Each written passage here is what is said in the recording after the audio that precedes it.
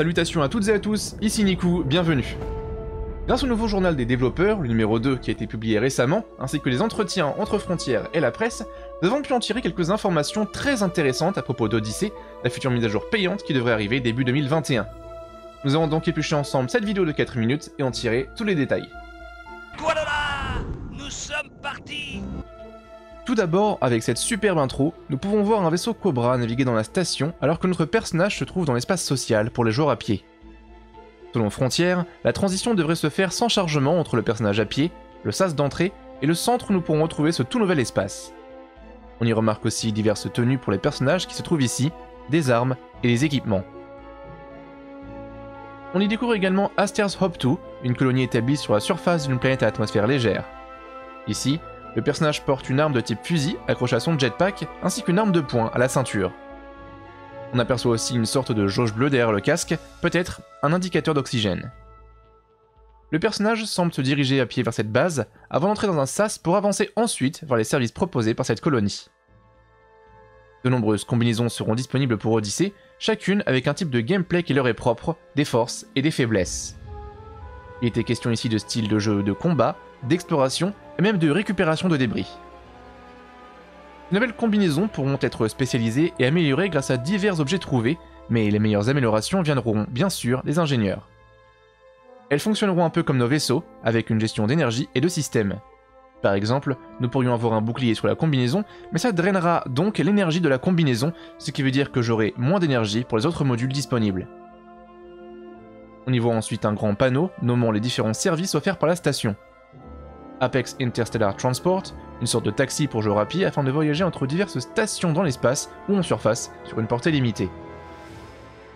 The Lounge, un endroit où se mettre calme. Pioneer Supplies, de l'équipement, armes, combinaisons et consommables. Inter Astra, des vaisseaux que les joueurs pourront voir et acheter.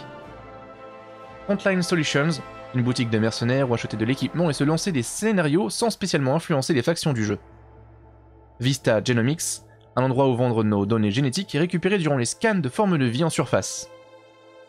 On voit aussi un Dropbox Area, un dépôt de marchandises peut-être, ainsi qu'un Black Market, où de nouveaux objets pourront être trouvés et vendus sur ce marché noir. Ensuite, 2 commandants semblent entrer dans cette colonie. Il y aura 3 types d'espaces sociaux pour les joueurs, petits, moyens et grands.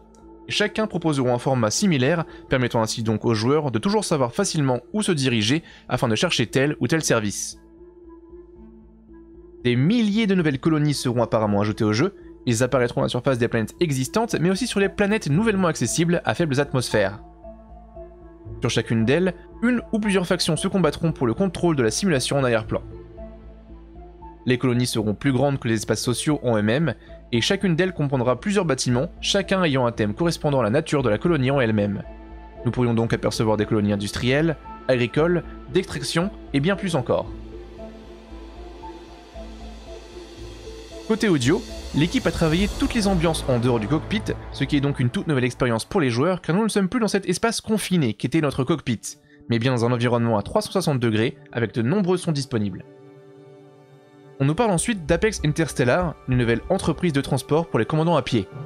Cette dernière, comme mentionné récemment, nous permettrait de voyager sur une portée limitée entre diverses stations de la planète et même dans la galaxie aux alentours du système actuel.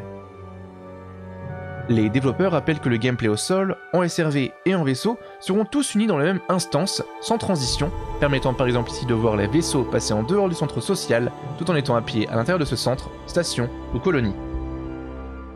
Pour terminer, la séquence finale nous montre un Cobra Mark III docké, mais il semble que des lumières clignotantes indicatrices de position aient été ajoutées à ce vaisseau.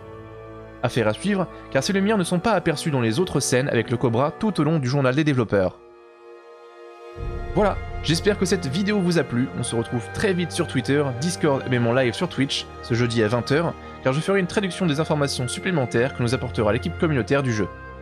En attendant, portez-vous bien et à très bientôt commandantes et commandants.